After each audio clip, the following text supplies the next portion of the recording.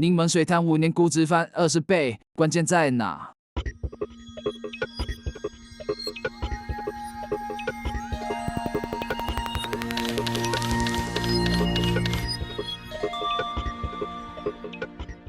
？Hi, I'm Bill Ackman. I'm the CEO of Pershing Square Capital Management, and I'm here today to talk to you about everything you need to know about finance and investing. And I'm going to get it done in an hour, and you'll be ready to go. So let's begin. In order for you to get a better sense of finance and some of the basic terms associated with a business and investing in a business, I'm going to use the example of a lemonade stand. We're going to go into business together. We're going to open up lemonade stand. So the reason why I'm using the example of a lemonade stand is a very simple way to understand the basics of a business. How to understand how a business works, how a business generates profits, what's involved in raising capital to start a company, what you do when you're ready to decide to monetize your investment or take some money off the table. You'll be able to understand each of these concepts through the very simple lens of a small startup business like a lemonade stand. We're going to go into business together. We're going to start a company, and we're going to start a lemonade stand. And now I don't have any money today, so I'm going to have to raise money from investors to launch the business. So how am I going to do that? Well, I'm going to form a corporation. It's a little filing that you make with the state, and you come up with a name for your business. We'll call it Bill's Lemonade Stand. And we're going to raise money from outside investors. We need a little money to get started. So we're going to start our business with 1,000 shares of stock. We just made up that number. And we're going to sell 500 shares more for $1 each to an investor. The investor is going to put up $500. We're going to put up the name and the idea. We're going to have 1,000 shares. He's going to have 500 shares. He's going to own a third of the business for his $500. So what's our business worth at the start? Well, it's worth $1,500. We have $500 in the bank plus $1,000 because I came up with the idea for the company. Now I need a little more than $500. So what am I going to do? I'm going to borrow some money. I'm going to borrow from a friend, and he's going to lend me $250. And we're going to pay him 10% interest a year for that loan. Now, why do we borrow money instead of just selling more stock? Well, by borrowing money, we keep more of the stock for ourselves. So if the business is successful, we're going to end up with a bigger percentage of the profits. So now we're going to take a look at what the business looks like on a piece of paper. We're going to look at something called a balance sheet. And a balance sheet tells you where the company stands, what your assets are, what your liabilities are, and what your net worth or shareholders' equity is. So you take your assets. In this case, we've raised $500. In exchange for the $500, the person who put up the money only got a third of the business. The other 2/3 is owned by us for starting the company. Well, that's $1,000 of goodwill for the business. We'll borrow $250. Well, we're going to owe $250. That's a liability. So we got $500 in cash from selling stock, $250 from raising debt, and we owe $250 loan. And we have a corporation that has, and you'll see on the chart, shareholders' equity of $1,500. So that's our starting point. Now let's keep moving.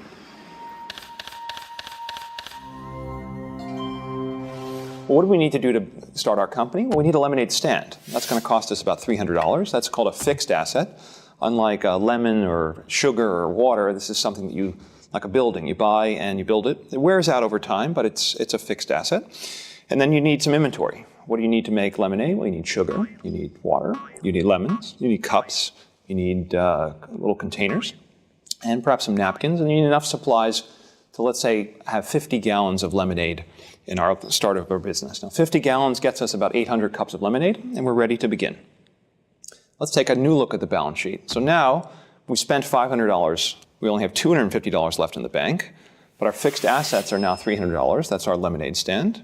Our inventory is $200. Those are the supplies and things, the lemons that we need to make the lemonade. Goodwill hasn't changed at $1,000, so our total assets are $1,750. And we still owe $250 to the person who lent us the money. Shareholder equity hasn't changed. So we haven't made any money. All we've done is we've taken cash and we've turned it into other assets that we're going to need to succeed in our lemonade stand business.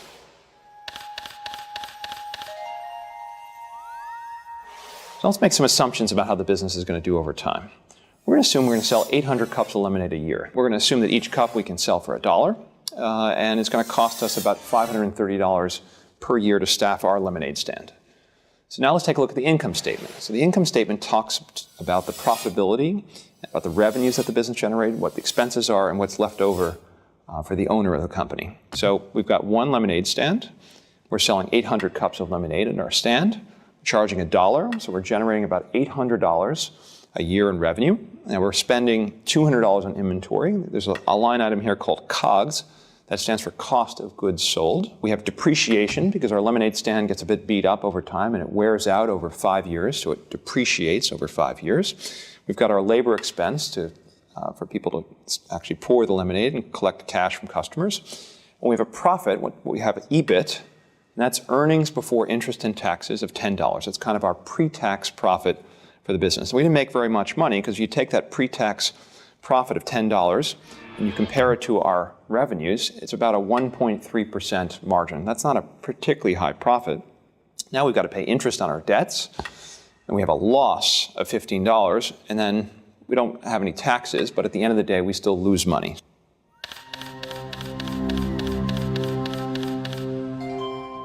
Should we continue to invest in the business? We've lost money in the first year. Is it time to give up? Well, let's think about it. Let's make some projections about what the company's going to look like over the next several years. Let's assume that we take all of the cash the business generates and we're going to use it to buy more lemonade stands so we can grow. Let's assume we're not going to take any money out of the company. We're not going to pay a dividend. We're going to keep all the money in the company and reinvest it. As we build our brand, we can charge a little more each year. So we're going to raise our prices about a nickel, 5 cents more for each cup of lemonade each year. And then we're going to assume we can sell 5% more cups per stand per year. So we've got a built-in growth assumptions. So now let's take a look at the company. So if you take a look at this chart, you'll see in year 1, we start out with 1 lemonade stand. We add 1 a year, and then by year 5, we're up to 7 because we've got a big expansion plan. Our price per cup goes up a nickel a year, and our revenue goes from $800 and starts to grow fairly quickly. And the growth comes from increased prices for cups of lemonade, and it also comes from opening more stands. So by year 5, we have almost $8,000 in revenue. Our costs are relatively constant, which is the lemonade and the sugar. That's about $1,702. We have depreciation as the more and more stands start to wear out over time. We've got labor expense. But by year 5, the business is actually doing pretty well. We went from a 1.3% margin to over a 28% margin. So the business is now up to scale. We're starting to cover some of our costs. We're growing. We're still paying $25 a year in interest for our loan. And we have an earnings before taxes after interest of $2,300 by the end of year 5. So we put $500 into the business, we borrowed $250, and by year 5, we're making a profit of $2,300. That sounds pretty good. Now we have to pay taxes to the government. That's about 35%. And we generate net income, or another word for profits, of $1,500 by the 5th year, and about $1 a share. So if you think about this, our friend put up $500 to buy 500 shares of stock. He paid $1. And after 5 years, if our business goes as we expect, he's actually making $1 a share in profit. That sounds like a pretty good deal.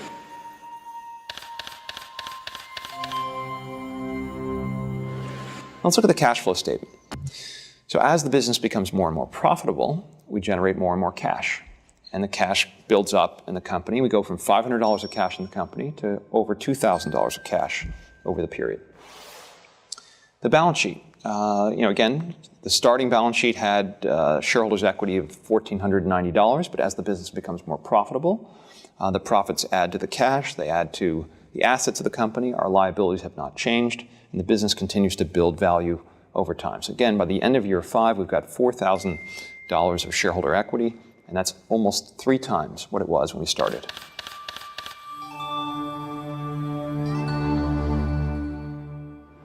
Now, is this a good business or a bad business? How do we think about whether it's good or bad? One thing to think about is what kind of earnings are we achieving compared to how much money went into the company?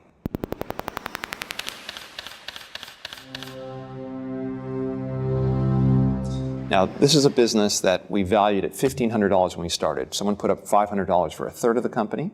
We gave it a $1,500 value, but at the end of year 5, it's earning over $1,500 in earnings. So that's over 100% return on the money that we put into the company. That's actually quite a high number. We spent $2,100 in capital building lemonade stands, and we earned $2,336 in year 5 on the capital we invested. That's over 100% return on capital. That's a very attractive return. Earnings have grown at a very rapid rate, 155% per annum. This is really a growth company, and our profitability has gone from 1.3% to 28.6% by year 5. That sounds pretty attractive, and it is.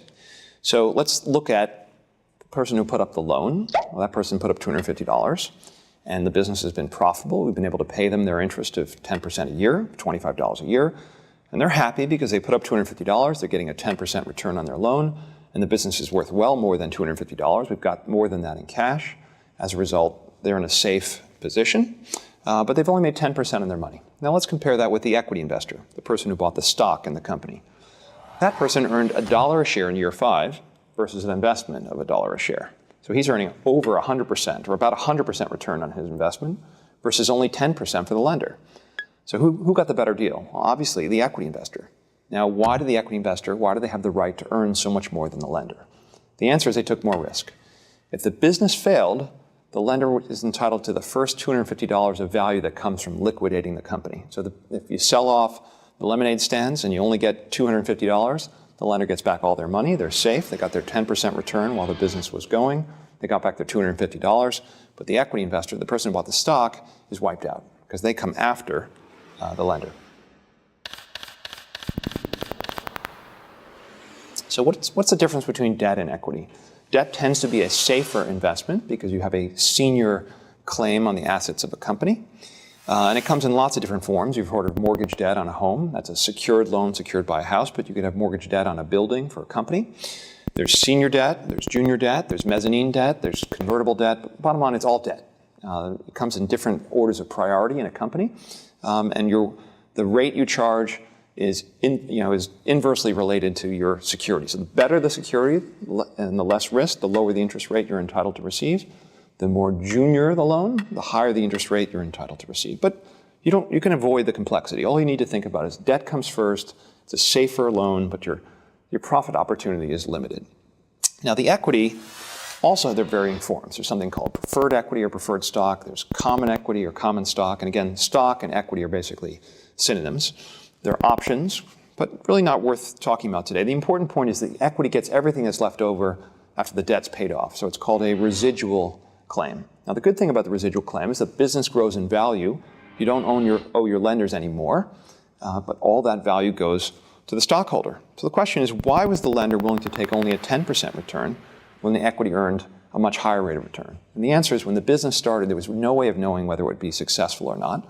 And the lender made a bet that if the business failed, well, they could sell it to the lemonade stand. It cost $300 to make it. They would have some lemons, some lemonade.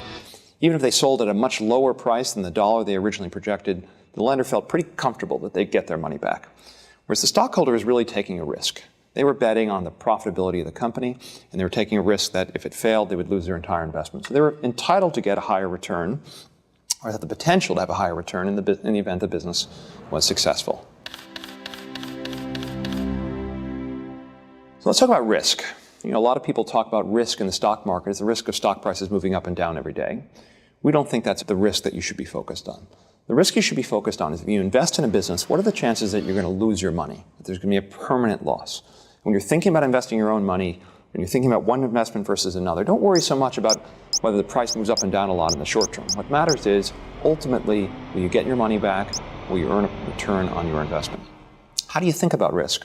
Well, one way to think about risk is to compare your risk to other alternatives. So you can buy government bonds. And government bonds are considered today the lowest risk form of investment. And the U.S. Treasury issues 10-year, 3-year, 5-year debt. There's a stated interest rate. And today, a 10-year Treasury, you earn about a 3% return. So you give your government $1,000, you get $30 a year in interest. At the end of 10 years, you get your $1,000 back. So that's very, very safe. And that sort of provides a floor. Now, obviously, if you're going to make a loan, you can lend money to the government and earn 3%. Well, if you can lend money to a lemonade stand, you want to earn meaningfully more. So in this case, the lender is charging a 10% rate of interest. Why 10%?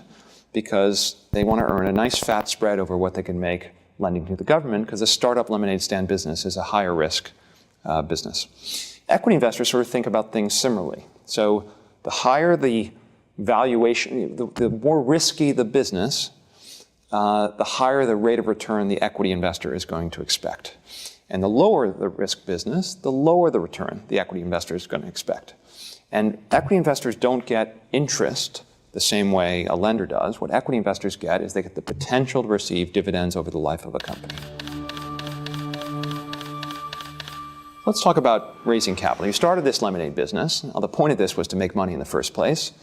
Business is doing very well, yet as having started the business, coming up with a name and the concept, hired all the people, I've made nothing. Right? So the business has grown in value, but where's my money? I need money to buy a car, for example. So I want to buy a car for $4,000. What are my choices? What can I do? Well, we've taken all the cash the business has generated, we've reinvested it in the business. Now, the good news is we've taken all that money, we've been able to use it to buy more lemonade stands, and these lemonade stands are more and more productive, and it's grown the value of the business faster and faster. Now, my alternatives could include, well, instead of growing the business so quickly, instead of investing in more lemonade stands, I could simply have paid dividends to myself. Now, the good news about that is I get money along the way. But the bad news about that is the business wouldn't grow as quickly. And if you have a business as profitable as this lemonade stand company, and we can earn hundreds of dollars in each new stand, it makes sense to keep investing. Well, how do I keep my business going and growing, taking advantage of the opportunities, but take some money off the table? Well, how do I do that? So I could sell my lemonade stand business. I started this one in New York. Maybe there's someone in New Jersey who wants to buy me, consolidate with my lemonade stand company. The problem with that is once I sell it, I can no longer participate in the opportunity going forward. I believe in this business. I think it's going to be very successful over time. So that's one alternative. The other alternatives, other than selling up 100% of the business, is to sell a piece of the business. Now, I can do that privately. I can find an investor who wants to buy a private interest in the company. And if the business is worth enough, I can sell them a piece of the business and we can be successful. The other alternative is I can take the business public. An IPO, the abbreviation stands for an initial public offering. And it's initial because it's the first time a company is going public. Going public means you're selling stock to the broad general public as opposed to finding one investor buy an interest in the company. And it's an offering because you're offering people the opportunity to participate.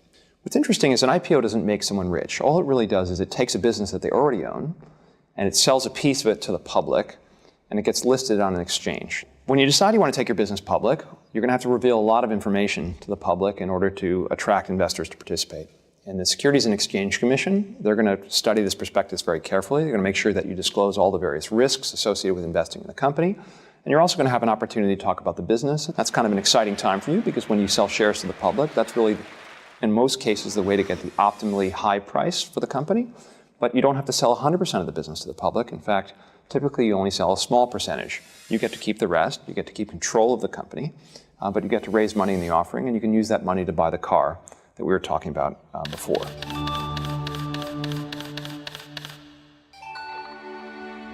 Now, before you decide to go public, or even to sell it at all, it's probably a good idea to figure out what the business is worth. So let's talk about valuation, or how to value a business.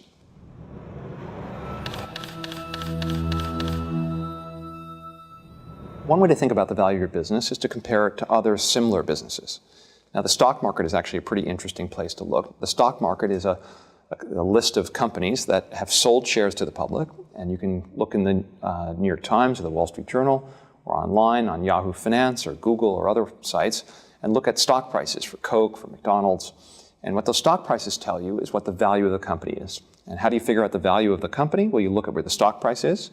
You count how many shares are outstanding. The shares outstanding will be listed in various filings with the SEC. You multiply the shares outstanding times the stock price. That tells you the price you're paying for the equity of the company. So if you go back to our example of our little lemonade stand, we have 1,500 shares of stock outstanding. We sold them for $1 initially, 1/3 of them to a investor, and the business initially had a value of $1,500. So what is the business worth today? Well, one way to look at it, let's look at other lemonade stand companies. Let's assume other lemonade stand companies have sold either in the private market, the public market, for a price of 10 times earnings or 10 times profits. That will give you a sense of value. So let's assume another lemonade stand company is trading at 20 times earnings in the stock market. Well, we earned $1 per share in year 5. If we put a 20 multiple on that dollar, the business is worth, according to the comparable, about $20 per share. We've got 1,500 shares outstanding. We multiply 1,500 times 20. Now our business is worth $30,000. So we had a company that started out at 1,500. 5 years later, it's worth $30,000. That's actually quite good. Well, how do we raise $4,000 if that's the appropriate value for our business? Well, if we sold 200 of our shares, 200 of our shares that are today now worth $20 a share, we could raise the $4,000 that we are talking about. Now, what would that do? What would happen if we sold 200 of our shares in the market? Well, our interest in the business would go down because right today we own 66 2/3%, or 2/3 of the company. A third is owned by our private investors. Well, if we sold stock in the market, if we sold 200 of the shares that we would own, our ownership would go from 67% to 53%. So the good news there is we still have control of the business, because in most public companies, owning a majority allows you to control the business going forward. But because the company is now owned by public shareholders, you have to make sure their interests are properly represented. So you have to have a board of directors, a group of individuals who represent the interests of the shareholders, who have a duty to make sure that their shareholders are treated properly. And you wouldn't have the same degree of flexibility you had when you were a private company, because you have other constituencies that you need to think about. Now, the benefit of the IPO is the stock would now be liquid. There would be a market where it would trade in the public markets. And then over time, if I wanted to sell more stock, I could do so. Or if new investors wanted to come in, they could buy stock. And our stock would now be liquid. It would make me feel better about this business in terms of my ability to, at some point, exit. Or if I wanted to raise more money, I could sell stock fairly easily in the market, because each day you could look up the price, either on the web or in New York Times or otherwise, and you can figure out what your business is worth. Okay, now, how does this matter to you? Now, the purpose of the example of our lemonade stand is just going to give you a primer on what companies are, what they do, how they earn profits, what the various reports they provide to investors, so investors can figure out what they're worth.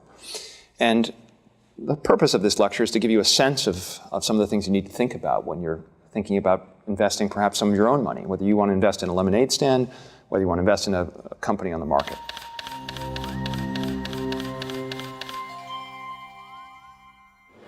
Let's assume at 22 you get a pretty good job, and instead of spending your money on gadgets or a fancy apartment or not so fancy apartment or going out and drinking a fair amount, you put some money aside, you start investing money.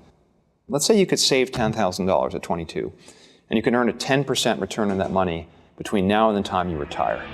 What would you have in 43 years? The answer is you put aside $10,000, you don't save another penny, and you invested it and you earn 10% on your money each year, you'd have $600,000 in year 43. And the reason for that is, well, in year one, your $10,000 would become 11. In year two, your $11,000 would grow by 10%. And so you'd be earning interest not just on your original principal, but you'd earn interest on the interest you'd earned in the previous year. And that compounding effect allows money to grow in an almost exponential fashion. Now, obviously, if you earn more than 10%, you can earn even higher returns. Now, that's if you put $10,000 aside in 22, you'd have $600,000 in 43 years. That's pretty good. What if you had to wait until you were 32? The problem there is, by year 33, you'd only have $232,000. Maybe that's not enough to retire. So a key thing here is, if you're going to be an investor, it's really one of the most valuable assets you have today as someone who's 18 or 19 years old is your youth. You want to start early so that your money can grow over time. Now, what if you could earn 15%? Give you a better sense of how powerful compounding is. Remember, at 10% for 43 years, you'd have $600,000. That's pretty good. But if you earn 15%, you'd have over $4 million. Now you're in a pretty good position. And so obviously, making smart decisions about where you put your money has a huge difference in what your retirement assets are. Now, obviously, if you put aside more than $10,000, if you could put aside $10,000 each year, then your wealth would be quite enormous. Now, just for fun, if you were one of the world's great investors, Warren Buffett being a good example, if you could earn 20% per year for 43 years, you'd have $25 million. Again, the original $10,000 investment would increase by 2,500 times over that period of time, just by earning a 20% return. Albert Einstein said the most powerful force in the universe is compound interest. So the key is start early, earn an attractive return, and avoid losing money, and you're going to have a very nice retirement.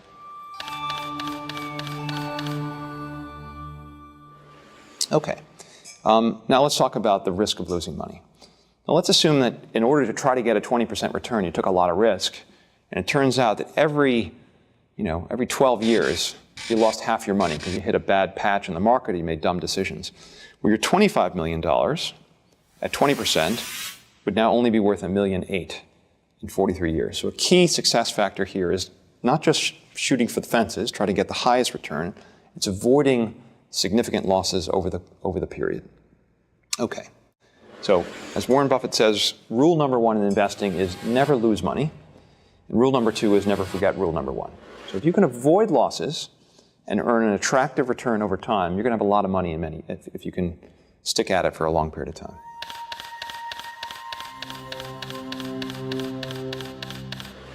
Okay, so how do you be a successful investor? Now, I'm assuming that you're not going to go into the business of investing. I'm assuming that you're going to be a doctor or a lawyer, you're going to pursue your passion, but you're going to have some money they're going to save over time. And I'm going to give you my advice on the topic. It's not necessarily definitive advice, but it's what the advice I would give my sister, my grandmother, on what she should do if she were in the same position. I think that's probably the right way to think about it. So number one, how do you avoid losing money? What are good places to invest? Well, my first piece of advice is, despite the story about the lemonade stand, I'd avoid investing in lemonade stands. I'd avoid investing in startup businesses where the prospects are not very well known. Because again, you don't need to make 100% a year to have a fortune. You just need to invest at an attractive return, 10, 15% over a long period of time. Your money grows very significantly. So how do you avoid the riskiest investments? My advice would be to invest in public securities, invest in listed companies, companies that trade on the stock market. Why? Because those businesses tend to be more established. They have to meet certain hurdles before they go public. The stocks are liquid, so you can change your mind if you want to sell. If you invest in a private lemonade stand, it's hard to find someone to take you out of that investment unless that business becomes fabulously profitable. So that's piece of advice number one. Invest in public companies.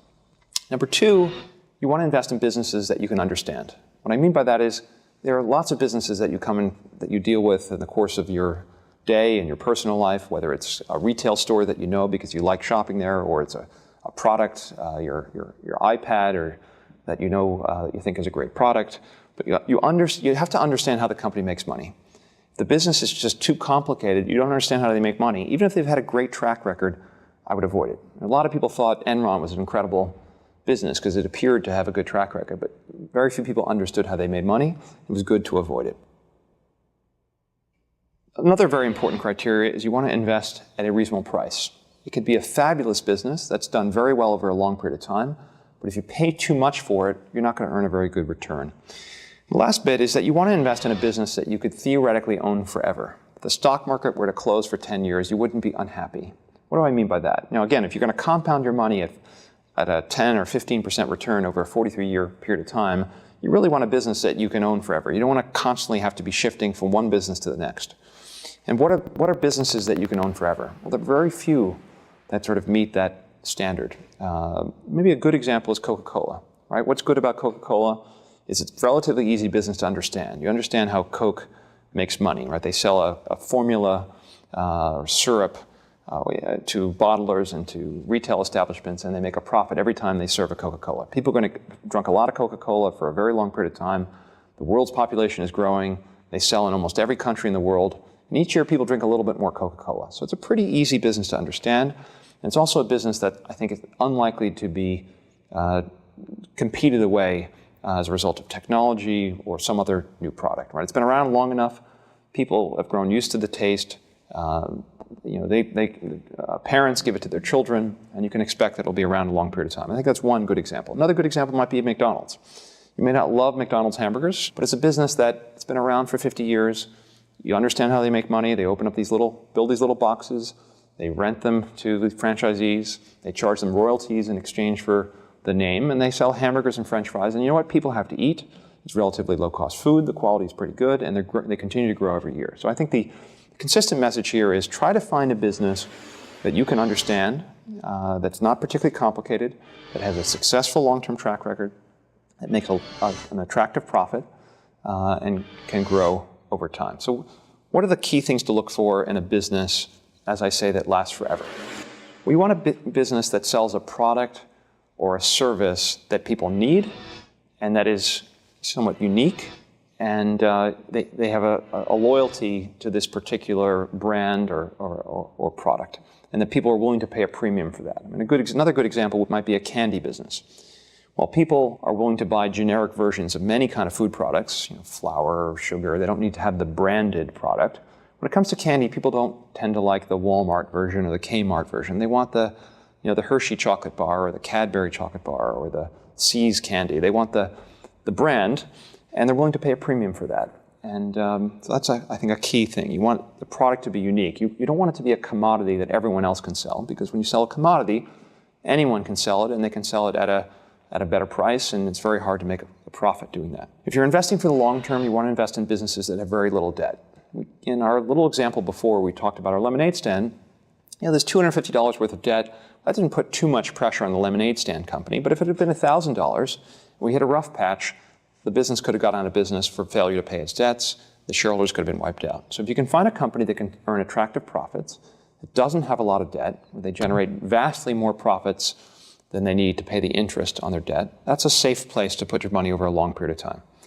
You want businesses that have what people call barriers to entry. You want a business where it's hard for someone tomorrow to set up a new company to compete with you and put you out of business. I mean, like going back to the Coca-Cola example. Coca-Cola has such a strong market presence. People have come to expect when they go to a restaurant, they can ask for a Coke and get a Coke.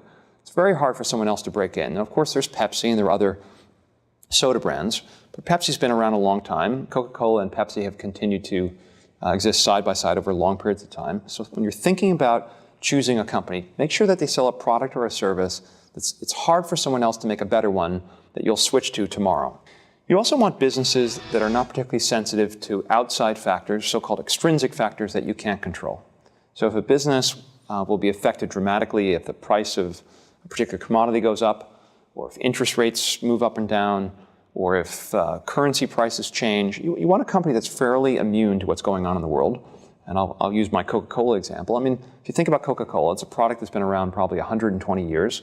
Over that period of time, there have been multiple world wars, development of nuclear weapons, all kinds of unfortunate events and tragedies and so on and so forth. But each year, the company pretty much makes a little bit more money than they made before, and they're going to be around. And you can be confident, based on the history, that this is a business that's going to be around almost regardless of whether interest rates are at 14%, whether the US dollar is not worth very much, or the price of gold's up or down. Those are the kind of companies you want to invest in the long term. Businesses that are extremely immune to the events that are going on in the world. Another criteria, if you think back to our lemonade stand company, as we grew, we had to buy more and more lemonade stands. Now, those lemonade stands only cost $300 each.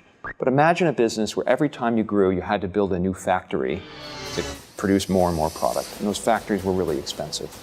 Well, that company might generate a lot of cash from the business, but in order to grow, you're going to have to just reinvest more and more cash into the business. The best businesses are the ones where they don't require a lot of capital to be reinvested in the company. They generate lots of cash that you can use to pay dividends to your shareholders, or you can invest in new high return, attractive projects. I guess the last point I would make is that you're going to invest in public companies. It's probably safest to invest in businesses that are not controlled. A controlled company is kind of like our lemonade stand business that we took public.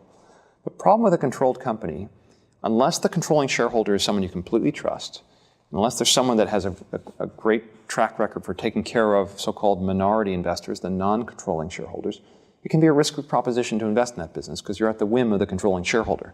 And even if the controlling shareholder today is someone that you feel comfortable with, there's no assurance that in the future they might sell control to someone else who's not going to be as supportive of the shareholders of the business. So it's not that you can simply have a profitable business and a business that has done well. You have to make sure that the management and the people that control the business think about you as an owner and are going to protect your interests. So these are some of the key criteria to think about.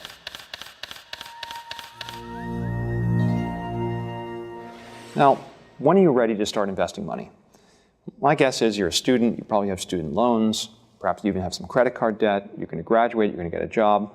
So you don't want to jump right in and, while you have a lot of debt outstanding, start investing in the stock market. The stock market is a place to invest when you have money you can put away and you won't need for 5 years or maybe 10 years. So if you're paying relatively high interest rates on your credit cards, you definitely want to pay off your credit cards first before you think about investing in the stock market. Your student loans are probably lower cost than your credit cards, but again here, my best advice would be, if your student loans are costing you 6 or 7%, well, if you pay them off, it's as if you earned a guaranteed 6 or 7% return. And you're just better off getting rid of your credit card debt and even your student loan debt before you commit a material amount of money to the stock market. Even once you've paid off your credit card debt, perhaps you've paid down your student loans, you want to have enough money in the bank so that even if you were to lose your job tomorrow, you've got a good 6 months, maybe even 12 months of money set aside.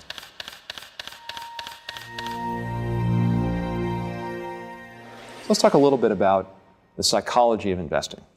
So we've talked about some of the technical factors, how to think about what a business is worth. You want to buy a business at a reasonable price. You want to buy a business that's going to exist forever, that has barriers to entry, where it's going to be difficult for people to compete with you. But all of those things are important, and a lot of investors follow those principles.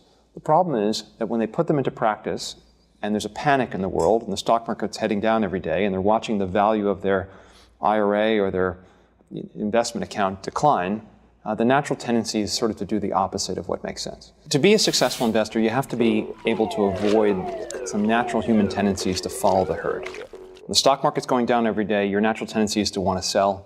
When the stock market's actually going up every day, your natural tendency is to want to buy. So in bubbles, you probably should be a seller. In busts, you should probably be a buyer. And you have to have that kind of a discipline. You have to have a stomach to withstand the volatility of the stock market. Key way to have a stomach to withstand the volatility of the stock market is to be secure yourself. You've got to feel comfortable that you've got enough money in the bank that you don't need what you have invested unless for many years. That's a key factor. Number two, you have to recognize that the stock market in the short term is what we call a voting machine. It really represents the whims of people in the short term. Stock prices are affected by many things, by events going on in the world that really have nothing to do with the value of certain companies that you're investing in. So you've got to just accept the fact that what you own can go down meaningfully in value after you buy it. That doesn't necessarily mean you've made an investment mistake. It's just the nature of the volatility of the stock market. How do you get comfortable? You don't just buy a stock because you like the name of the company. You do your own research, you get a good understanding of the business, you make sure it's a business that you understand, you make sure the price you're paying is reasonable relative to the earnings of the company.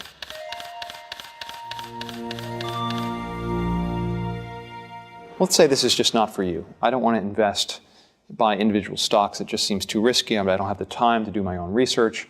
What are your alternatives? Well, your alternatives are to outsource your investing to others. You can hire a money manager, or you can hire a group of money managers. And there are a couple of different alternatives for a startup investor.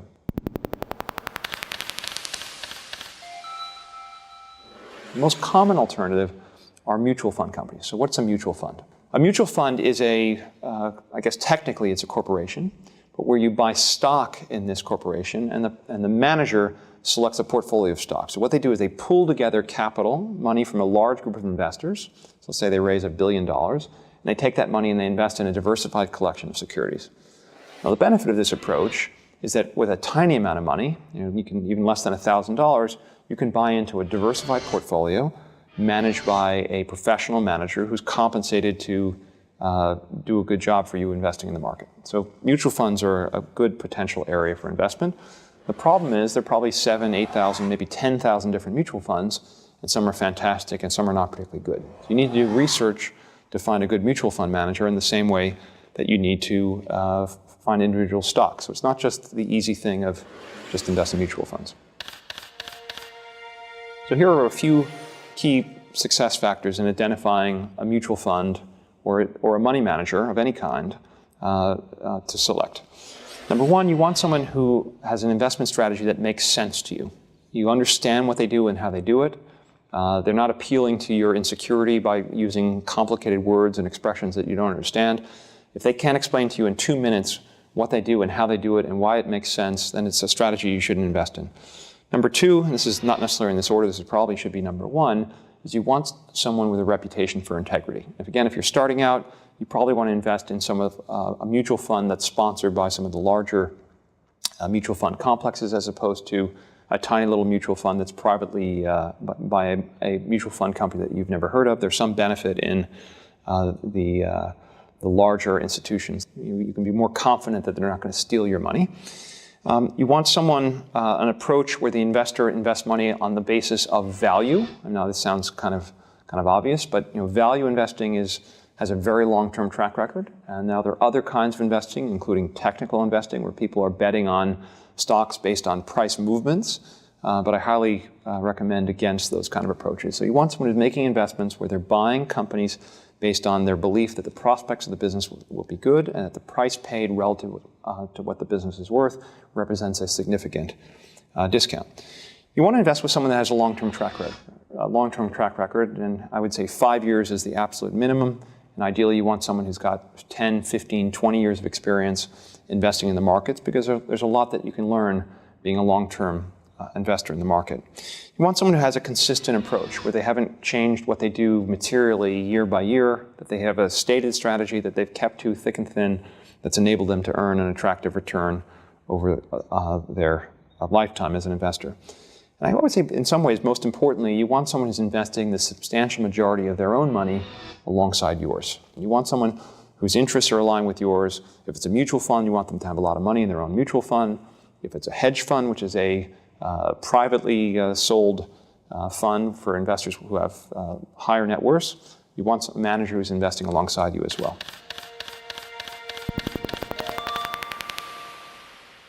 We started with a little lemonade stand company, and the purpose of that was to give you some of the basics in how to think about a business, where the profits come from, what revenues are, what expenses are, what a balance sheet is, what an income statement is, how to think about what a business is worth, how to think about what the difference between a good business is versus a bad business, how debt is generally lower risk but lower return, how equity investors or investors who buy the stock or the ownership of a business have the potential to earn more or lose more. We use that as just as the basics to get some of the vocabulary to think about investing. And we talked about investing in the stock market. We talked about ways to think about how to select investments, how to deal with some of the psychological issues of investing. We covered a fair amount of ground in a relatively short period of time.